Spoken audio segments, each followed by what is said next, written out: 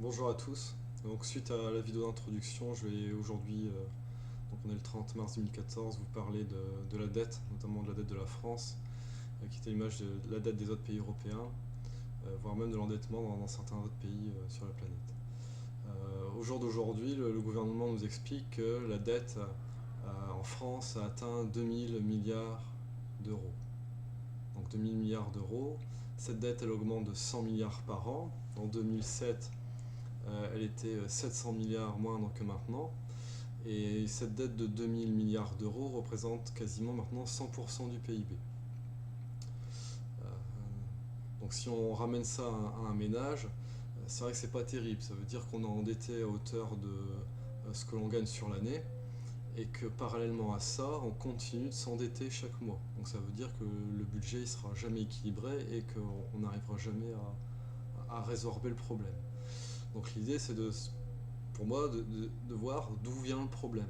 Comment ça se fait que l'État s'endette chaque mois?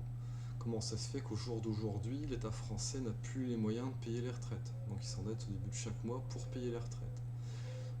Selon les diverses sources que je peux avoir, donc c'est des ordres de grandeur, hein. Je suis là pour donner des ordres de grandeur. Après, chacun peut aller chercher les chiffres exactement. Euh, la dette en France est de 2000 milliards pour l'État français. Si on additionne la dette des entreprises françaises et la dette des ménages français, on arrive à une dette de 11 000 milliards d'euros. Donc je vous invite à poser tous les zéros sur une feuille pour voir ce que ça donne. Si vous convertissez en francs, vous allez voir que c'est aussi assez intéressant. Euh, donc les 2000 milliards d'euros, ça nous fait une dette de 30 000 euros par personne. Avec les 11 000 milliards, ça nous fait une dette de 167 000 euros par personne. 167 000 euros, ça fait un peu plus d'1 million de francs. Ça fait 200 000 francs pour les 30 000 euros. Donc vous voyez, c'est des dettes qui sont très importantes. C'est-à-dire que quand quelqu'un meurt, ben, c'est la personne qui naît qui récupère la dette. Mais la dette, elle reste toujours là, hein. C'est la société qui doit la payer. C'est la somme des individus. C'est pas un individu en particulier. Euh, donc là où c'est intéressant aussi, c'est que chaque année, on rembourse la dette. Ou tout au moins, on essaye. C'est-à-dire qu'on paye des intérêts sur la dette. Et chaque année, les intérêts sur la dette, donc en fait, je dis que c'est un remboursement, mais c'est pas un remboursement, on paye 50 milliards d'euros d'intérêts sur la dette, ce qui correspond à la totalité de l'impôt sur le revenu.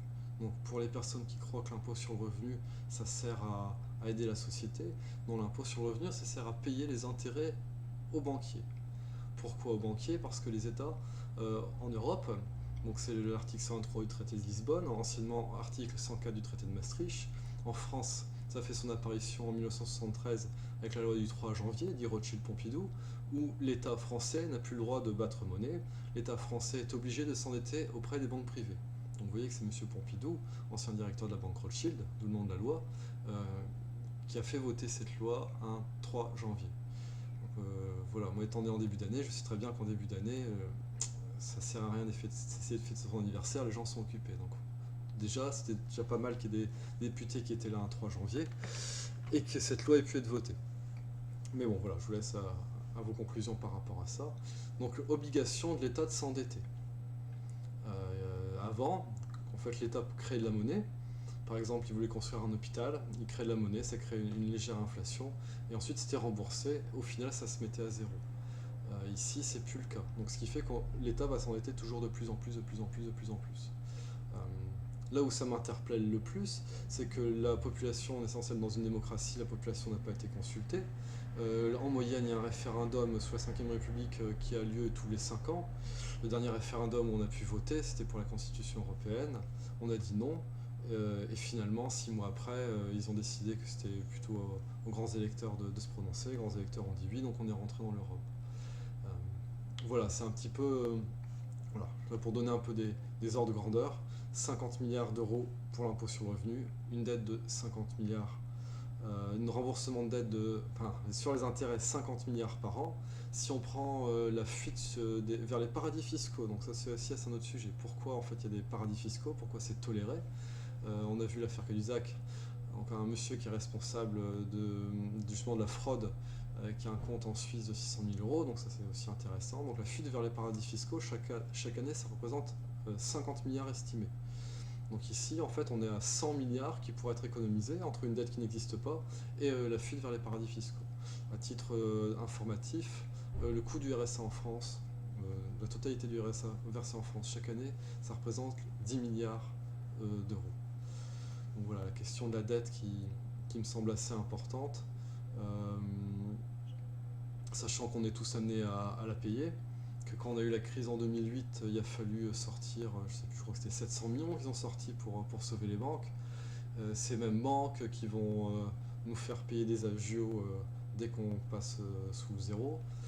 Ces mêmes banques voilà, qui vont nous faire payer, ah oui ça c'est encore une autre chose, c'est assez amusant, qui vont nous faire payer en moyenne 2 fois le prix de notre maison qu'on va faire un emprunt, sachant que l'argent ils ne l'ont pas. Parce que comme on leur a donné le pouvoir de créer la monnaie, quand en fait on va emprunter de l'argent, en fait ils n'ont pas l'argent. Et c'est juste une écriture comptable. Donc voilà, si c'est une maison à 1 million qu'on paye 2 millions, une écriture comptable à 1 million, vous voyez un petit peu à quoi peut ressembler l'arnaque. Donc là c'est juste au niveau individuel et au niveau des États, au jour d'aujourd'hui, ça représente 2000 milliards d'euros pour la France. Euh, donc je vous laisse aussi le loisir de vous renseigner là-dessus. Normalement, la loi en Europe, pour faire partie de l'Europe, le taux d'endettement doit être inférieur de mémoire à 80%. Donc ici on a 93,5%. Donc même sur le papier, en fait, normalement on n'aurait plus le droit comment dire, de faire partie de l'Europe. Là aussi où c'est un peu,